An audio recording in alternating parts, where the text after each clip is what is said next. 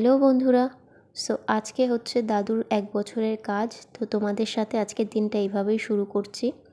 আর এখানটা একটু বসেছিলাম, দেখো বাইরে কত সুন্দর হাওয়া দিচ্ছে, তাই জন্য একটু বসেছিলাম। তারপরে একটু উঠেই যেটা কাজ থাকে সকালের, সবারই তো জানো বাড়ির কাজটা আগেই মেন।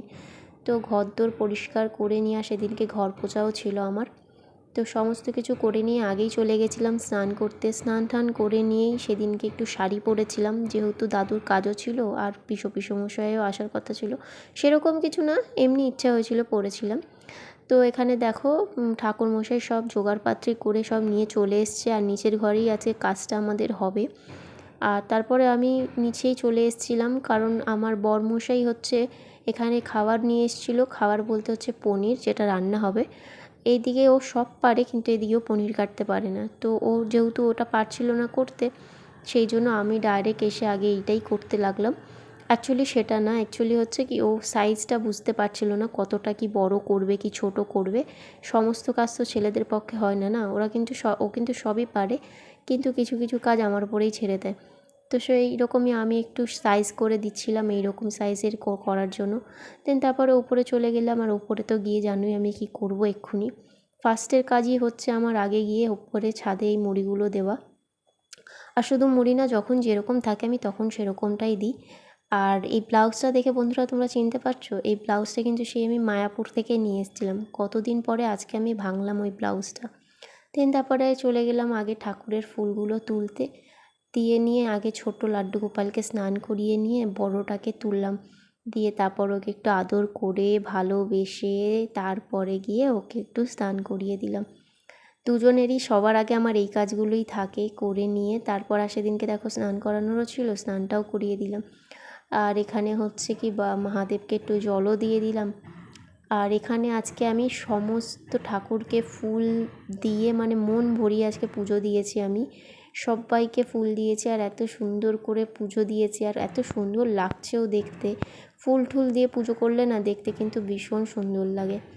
তো মনটা একদম ভরে গেল।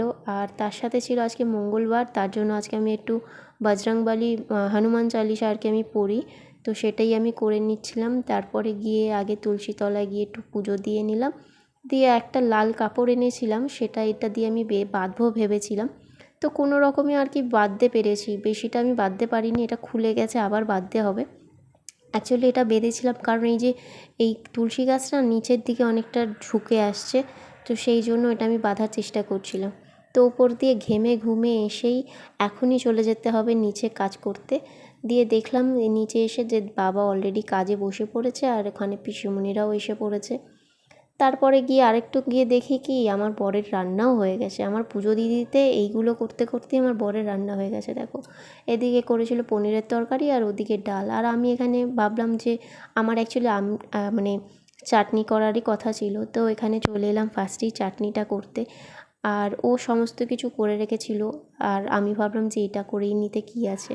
তো এটা আমার জন্যই ছিল করার জন্য, তো এটা আমি করছিলাম। তার মাঝখানেই আমার ডাক পড়ে যায়। আর সেখানে হচ্ছে আমি গেছিলাম হচ্ছে দাদুর কাজের জন্য, একটুখানি আমাকে দিয়ে কাজ করানোর ছিল, সেটা করিয়ে নিল। তারপরে এখানে ছিল হচ্ছে আমার রান্না, যেটা আমার হয়ে গেছিলো। আর তার মাঝখানে দেখো আমাকে আমার বরমশাই খাইয়ে দিচ্ছে। সত্যি কথা বলতে এরকম বর পেয়েছি না, ভাগ্য করে পেয়েছি। সকালবেলাটা আমার যেহেতু কাজের মধ্যে থাকি না, আমি ভুলে যাই খাবার খেতে এইরকম। আর যেহেতু সেই দিনকে আরোই আমার টাইম ছিল না একদম কিছু করার, নিজের খাওয়ার সময় স্পেশালি আমাকে ওই জন্য খাইয়ে দিচ্ছিলো। আর এখানে আমি হচ্ছে বেগুন কেটে নিচ্ছি, কারণ আমার একটু বেগুনি করতে ইচ্ছা করেছিল। ডালের সাথে একটু গরম গরম বেগুনি কিন্তু হেভি লাগে বলো। তো সেটাই এখানে করে নেব। আর তার সাথে আমার চাটনিটাও দেখো পুরোপুরি হয়েছে রেডি।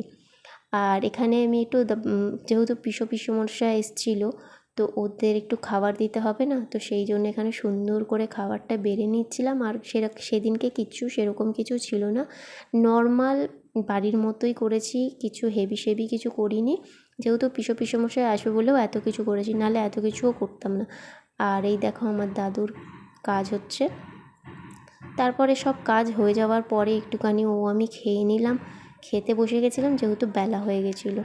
তারপরে এই ঘরে চলে এলাম, আর এই ঘরের সব কাজটা হয়ে গেছিলো, তো সব তুলে ফুলে নিচ্ছিলাম। জানো তো এখানটা কাজ হলে কেমন হয়ে থাকতে পারে, তো সেই জন্য সব পরিষ্কার পরিচ্ছন্ন করে নিলাম। নিয়ে বাড়ির বউকেই তো সব কিছু করতে হবে বলো। তো সেগুলোই করে নিয়ে তারপর এখানটা একটু ঘরটা পুছে নিলাম। আর এই দেখো পুরো ঘরটাকে সুন্দর করে ক্লিন করে দিয়েছি। তো বন্ধুরা, আজকের মতো আমার ভিডিও এখানেই। ভালো লাগলে অবশ্যই একটা লাইক করে দিও। তো চলো নেক্সট টাইম কোনো ভিডিওতে দেখা হবে। টাটা।